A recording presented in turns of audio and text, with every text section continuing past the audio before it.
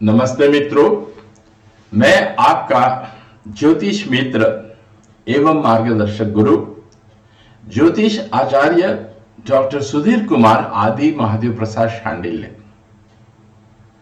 मेरे जैसे उन तमाम मित्रों हेतु जिन्हें ज्योतिष शास्त्र सीखने की उत्सुकता है, उन सभी मित्रों के लिए हमने ये ऑनलाइन वीडियो ट्यूटोरियल की श्रृंखला शुरू करने का निर्णय लिया है। किसी भी शास्त्र को अच्छी तरह सीखने हेतु कुछ मूलभूत जानकारी को ठीक से समझ लेना जरूरी है, और इसलिए आज हम इस वीडियो श्रृंखला की शुरुआत करते हैं एक ऐसे विषय से, सामान्य ज्योतिष की योग्यता क्या होनी चाहिए। सामान्य ज्योतिषी के पास 5 महत्वपूर्ण योग्यताएं होना जरूरी है। पहला, उसे शास्त्रीय ज्ञान होना चाहिए।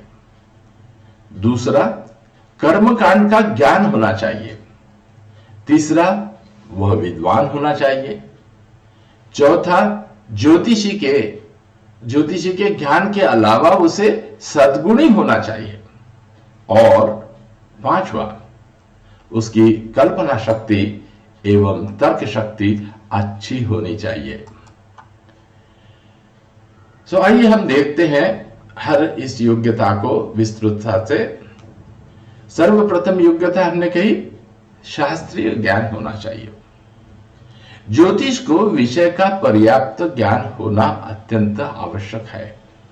मात्र केवल ज्योतिषी के ज्ञान से ही कोई अच्छा ज्योतिष नहीं बन जाता। आयुर्वेद, गणित, ज्यामिति, योगा, रंग, मंत्र, रत्न आदि ऐसे अनेक विषय हैं जिनके ज्ञान के अभाव में एक ज्योतिषी को अनेक रुकावटें आ सकती हैं। उसे इन कार्यों के लिए किसी अन्य पर निर्भर रहना पड़ेगा। यह हो सकता है कि उसका कर्म अधूरा या त्रुटिपूर्ण हो। जब फलकथन कहते हैं तो उसके उपायों की जानकारी भी विधिवत रूप से एक ज्योतिषी को होनी चाहिए।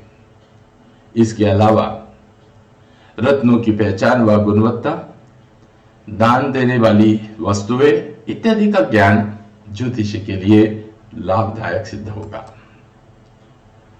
एक अच्छे ज्योतिषी को ज्योतिष के सभी उपभागों में प्रवीण होना चाहिए। यह हमारी दूसरी योग्यता है, कर्मकांड के ज्ञान के बारे में। एक ज्योतिषी को गोचर, दशाफल अनुसार विचार, दोषों का प्रभाव व उनके उपाय इत्यादि जैसी सभी विषयों का ज्ञान होना चाहिए।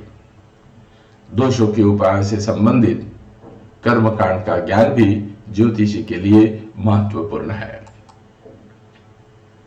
जैसे किसी जातक की जन्म पत्रिका में मूल नक्षत्र दोष हो, एक उदाहरण बता रहा हूं, तो उन दोषों की शांति का उपाय वैदिक रीति द्वारा किस तरह योग्य वेद पाठी ब्राह्मण द्वारा करवाया जाए, इसका ज्ञान भी एक ज्योतिषी को होना आवश्यक है। ज्योतिषी चाहे स्वयं पूजा ना करे, किंतु पूजा किस प्रकार होगी, इस कर्म का ज्ञान उसके लिए होना अत्यंत आवश्यक है। तीसरी सबसे महत्वपूर्ण योग्यता है कि ज्योतिषी विद्वान होना चाहिए। ज्योतिषी की प्रज्ञा या समझदारी प्रखर होनी चाहिए। उसे परिस्थितियों को विश्लेषित कर ठीक से समझाना आता बनना चाहिए।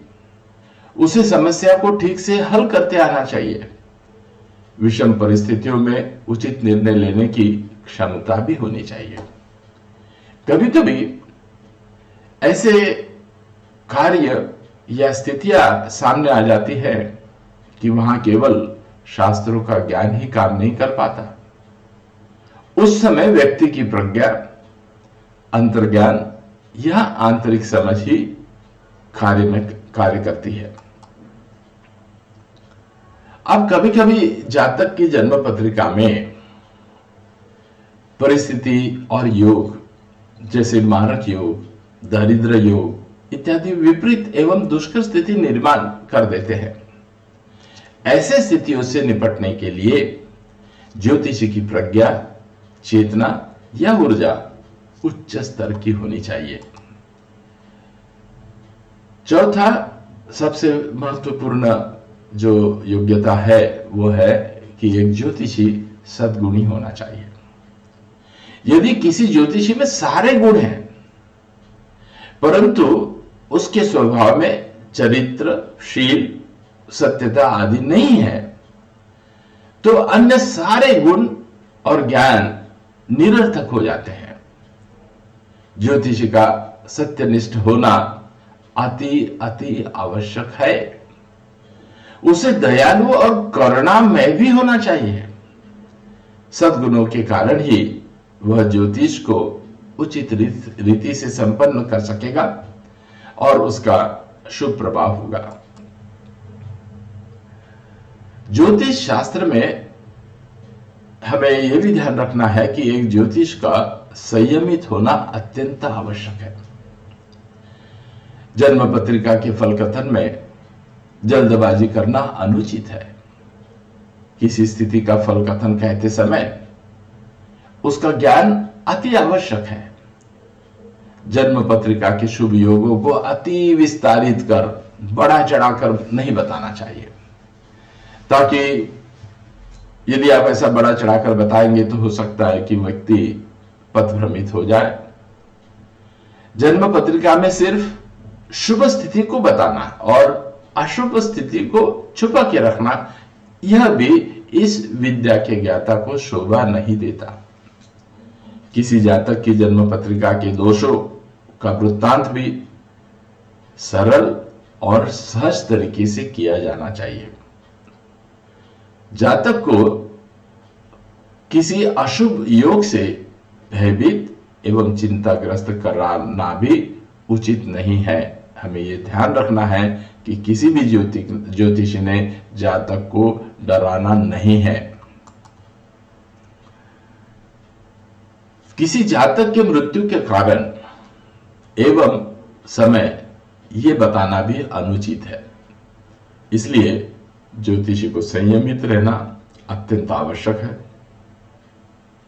हर ज्योतिषी ने किसी भी जातक की व्यक्तिगत बातें उसे गुप्त रखना चाहिए, उसे अपने तक ही सीमित रखना चाहिए।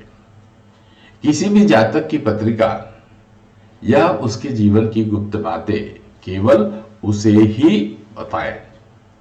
बहुत जरूरी हो तभी केवल उसके नजदीकी परिवारजनों को हम ये बता सकते हैं, अन्यथा जातक के विषय में किसी अन्य व्यक्ति से चर्चा करना निंदित कर्म है।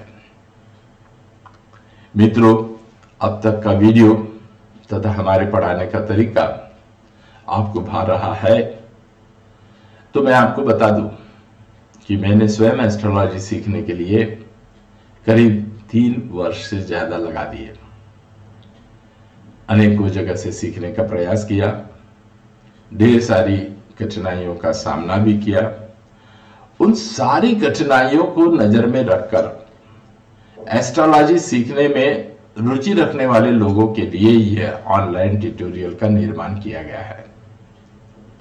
इसमें करीब 100 से भी ज्यादा क्लासेस में हम आपको वे सारी जरूरी बातें सिखाएंगे जिन्हें सीखने के बाद ही आप सही मायने में किसी भी जन्म पत्रिका का विश्लेषण और विवेचना कर पाने में समर्थ हो जाएंगे। और केवल इतना ही नहीं, जन्म पत्रिका का विश्लेषण करने से ही नहीं होता है।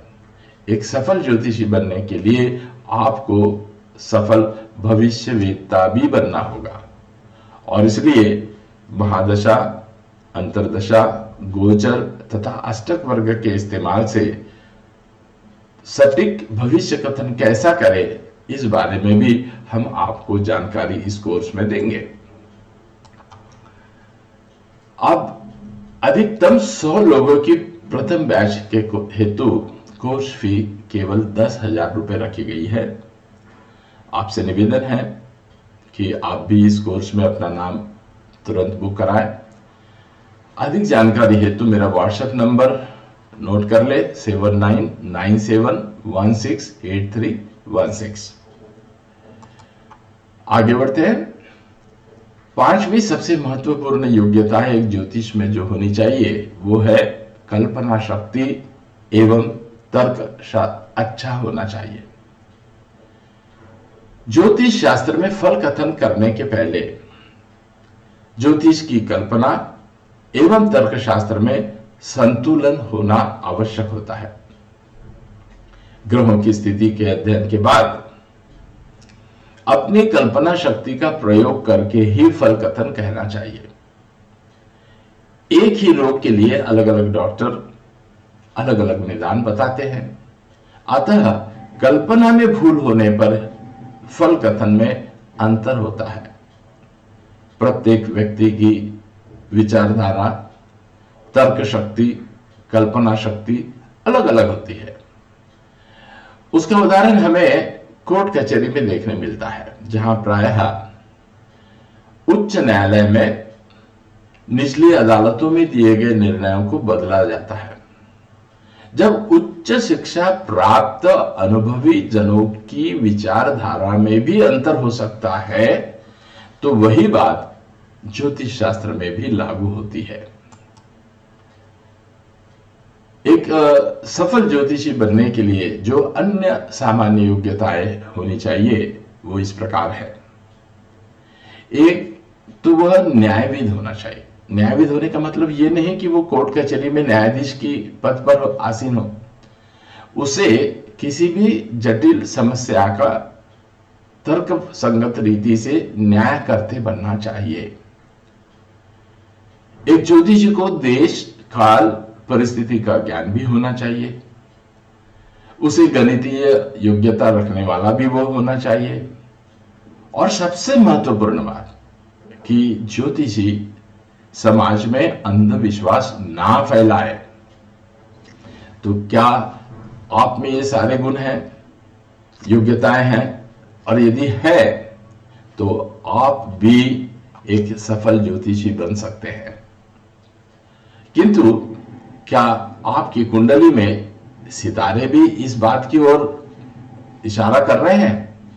यह हम जानेंगे हमारे अगले वीडियो में।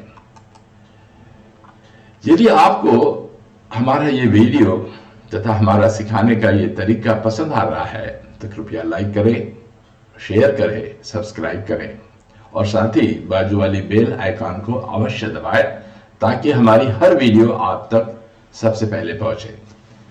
धन्यवाद। हाँ, आप में से किसी को अपने व्यक्तिगत समस्याओं संबंधित कुंडली विश्लेषण करवानी हो तो कृपया मेरा व्हाट्सएप नंबर नोट करें 7997168316। व्हाट्सएप द्वारा शुल्क आदि के बारे में जानकारी प्राप्त कर सकते हैं। धन्यवाद।